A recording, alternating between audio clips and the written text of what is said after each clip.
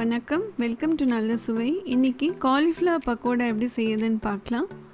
கொதிக்கிற தண்ணியில் 1/4 kilo cauliflower 1 teaspoon உப்பு சேர்த்துக்கோங்க.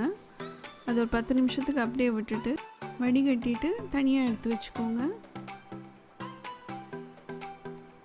இப்போது 1 டீஸ்பூன் ஜீரகம்,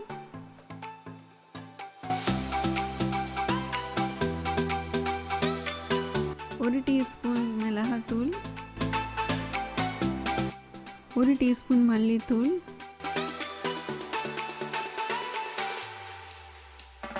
1/2 டீஸ்பூன் மிளகு பொடி, 1/2 டீஸ்பூன் ஆம்ச்சூர் பவுடர், தேவையான அளவு உப்பு, அடுத்தது 3 டேபிள் ஸ்பூன் அரிசி மாவு,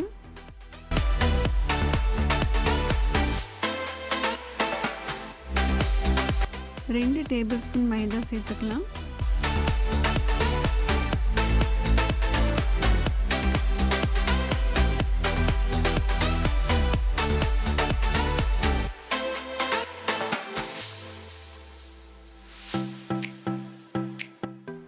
எல்லாத்தையும் நல்லா மிக்ஸ் பண்ணிக்கோங்க.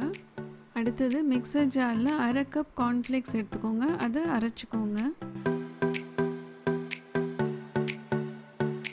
1/4 டீஸ்பூன் மஞ்சப்பொடி சேர்த்துட்டு கொஞ்சமாக தண்ணி தெளித்து கலந்து விட்டுக்கோங்க.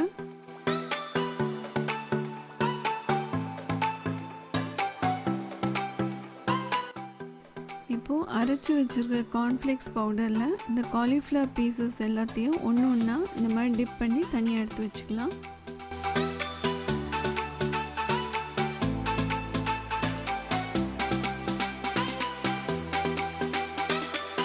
அடுத்தது கடாயில் எண்ணெய் சூடானதும் காலிஃப்ளவர் எல்லாத்தையும் டீப் ஃப்ரை பண்ணிக்கலாம். முதல்ல ஹை ஃப்ளேம் வச்சுட்டு அதுக்கப்புறம் 1 நிமிஷத்துக்கு அப்புறம் மீடியம் ஃப்ளேமில் வச்சுருங்க. இது வேகிறதுக்கு 3லேருந்து 5 நிமிஷம் வரைக்கும் ஆகும். நல்ல கிறிஸ்பியான காலிஃப்ளவர் பக்கோடா ரெடி.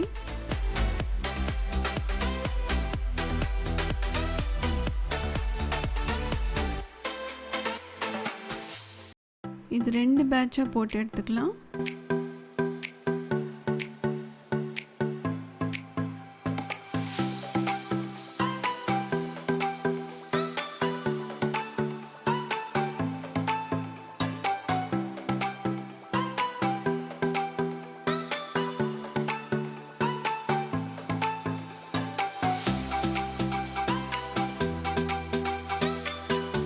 இப்போது நல்ல சுவையான காலிஃப்ளவர் பக்கோடா ரெடி.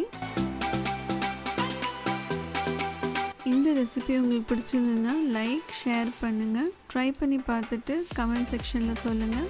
இது வரைக்கும் நல்ல சுவைக்கு சப்ஸ்கிரைப் பண்ணுன்னா கண்டிப்பாக சப்ஸ்கிரைப் பண்ணுங்கள். நன்றி, வணக்கம்.